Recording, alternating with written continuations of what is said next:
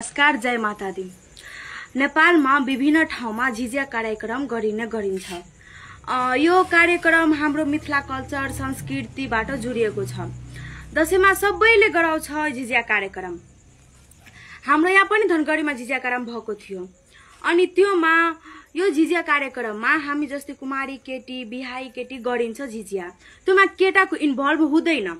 अनि केटाको इन्भल्भ भए पनि त्यो एउटा राम्रो ड्रेस झिझियामा कुर्ता धोती कुर्ता लगाएर गरिन्छ। त्यो पनि साइड बसेर एउटा धामीको रोल गर्छ। त्योमा केटाले झिझिया गर्न पाइदैन। अनि झिझिया गरेपछि नि माथमा झिझिया लिनु पर्छ। त्यो यसरी गरी हामीले धनगढीमा झिझिया खेलाएको थियो त्यहाँ। अनि त्योमा हामीले त्यो फर्स्ट गराइने टिम उसको आफ्नो जान पहचानले आफ्नो तरिकाले उसलाई फर्स्ट गराउनु भयो। हामीले त्योबाट के आपत्ति छैन। तर हाम्रोसित होइन, त्यहाँको विभिन्न केटीहरू झिझियाको टिमहरूसित नाइन्साफी भएको छ। त्यही भएर म यो भिडियो बनाउँदैछु। मलाई योमा चित्त बुझेन। म पनि त्यो पल्ट फर्स्ट भएको थियो धनगढीमा। यो पल्ट मलाई फर्स्ट चाहिएन। तर त्यो जुन पुरस्कार हामीले पाउने गर्थ्यो त्यो त पनि दिनु पर्यो नि त्यहाँ।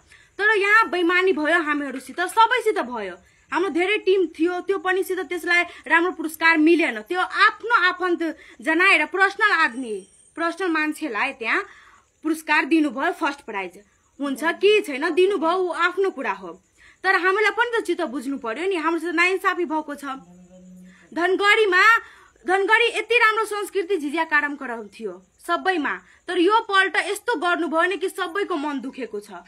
मेरो चित्त नबुझिकन म यो भिडियो बनाउँदैछु। अनि यो भिडियो नि सबैलाई सेयर गर्नु। अनि यति छ कि धनगढीमा अब कोही झिझिया खेल्न आउँदैन।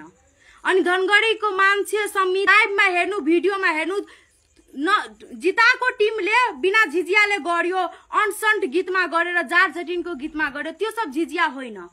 हामीले झिझिया गर्छौं संस्कृति संघमा, त त्यो हाम्रो लागि झिझिया हो नि। त्यो जेपेटी गीतमा डान्समा माता रानीको छ, ठिक छ, माता रानीको गरायो केही छैन। जाट जटिनमा गराउनु भयो, अर्कै गराउनु भयो, त तिनीहरूलाई त पुरस्कार दिनुभयो सबैले। तर प्रथम सेकेन्ड फर्स्ट सेकेन्ड थर्ड कसरी यिनीहरू बनाउनु भयो?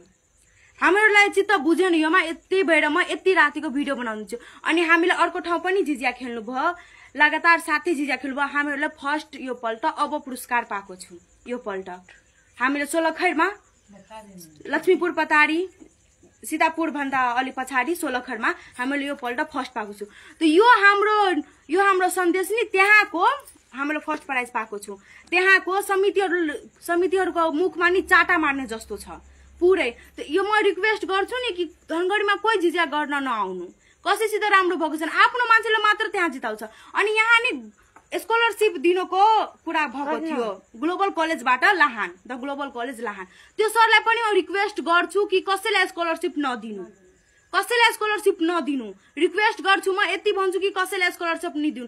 त्यहाँको आफ्नो मान्छे आफ्नो विद्यार्थीलाई पढाउनको लागि फर्स्ट बनाएको छ। त्यहाँ ब्याचलरमा सबैमा फर्स्ट बनाएको छ। त्यहाँ सबै थोकमा फर्स्ट बनाएको छ।